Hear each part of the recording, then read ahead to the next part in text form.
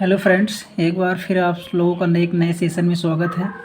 इस सेशन के माध्यम से हम कुछ कॉमन प्रॉब्लम सॉल्व करने का प्रयास करेंगे जिसको आप आसानी तरीके से समझ सकते हैं। तो चलिए, सबसे पहला सवाल लिखा है यहाँ 12a² b⁴ c³ divide by 2ab² c²।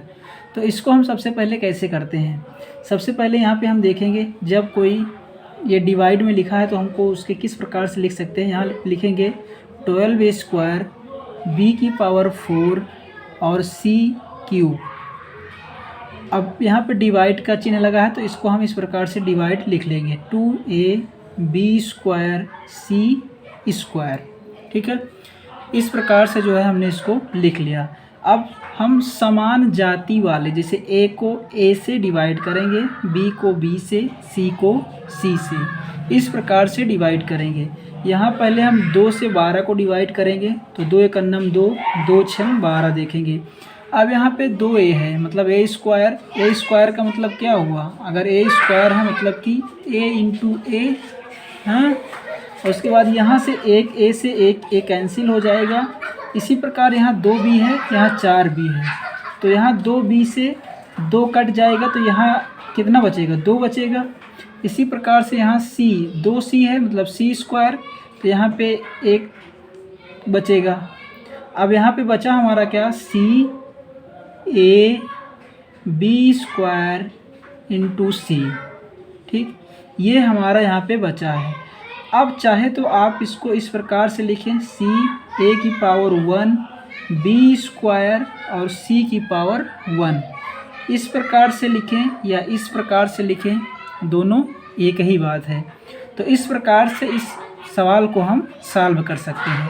अब इसी प्रकार से हम अगले सवाल पे चलते हैं। अब यहाँ पे हम चलते हैं अगले सवाल पे।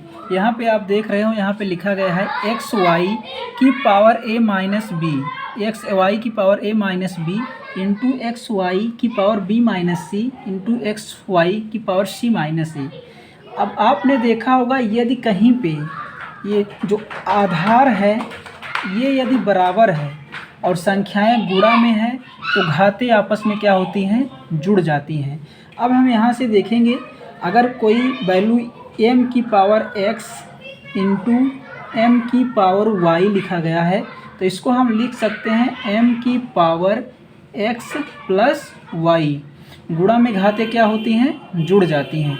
तो ठीक इसी प्रकार इसको हम लिखेंगे xy की power a minus b plus का b माइनस c और प्लस का c माइनस a। अब यहाँ से हम देखेंगे xy की पावर, यहाँ देखेंगे माइनस b, यहाँ प्लस b, तो ये कैंसिल हो जाएगा, ये माइनस c, ये प्लस c कैंसिल हो जाएगा, ये a, ये माइनस a। तो यहाँ पे सब मिल के क्या बन जाएगा, 1 बन जाएगा।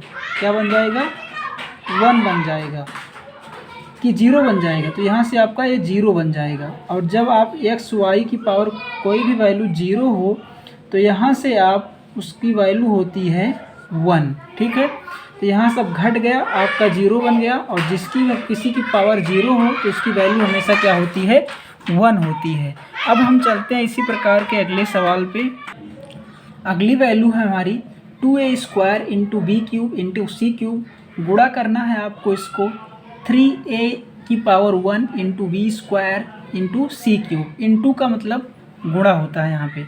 यदि आप अब यहाँ पे क्या करेंगे, अचर का पद अचर से गुणा करेंगे। जैसे यहाँ 2 का मल्टीप्लाई 3 से, 2 3 क्या होगा, 6 होगा। और इसी प्रकार यहाँ a² है और यहाँ a⁴ 1 है, तो a² को a1 में गुणा करेंगे तो क्या हो जाएगा। यहाँ पे अगर आप यहाँ से जैसे a² लिखा है और मल्टीप्लाई करेंगे a⁴ 1 से, तो आप जानते हैं कि ये जो है बेस, आधार जिसको कहते हैं, ये बराबर है। और जब आधार बराबर हो तो गुणा में घातें क्या होती हैं, जुड़ जाती हैं। तो 2 + 1 यहाँ से क्या हो जाएगा, a⁴ 3। तो यहाँ से हमारा a² को a⁴ 1 से गुणा करेंगे तो a⁴ 3 होगा।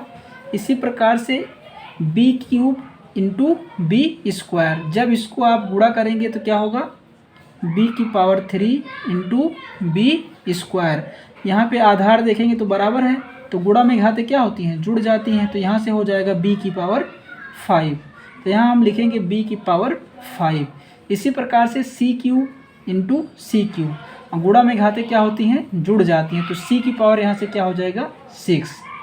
तो ये प्रॉब्लम आप इस प्रकार से सॉल्व कर सकते हैं। नहीं तो क्या होता है, नहीं जानकारी होने पर अगर c का c से करेंगे तो 3 त्रिक का 9, c की पावर यहाँ से 9 लिख देंगे, जो कि गलत है। सही तरीका क्या है कि जब भी आपका आधार यानी कि बेस बराबर हो तो गुणा में घातें क्या होती हैं, जुड़ जाती हैं। ठीक है।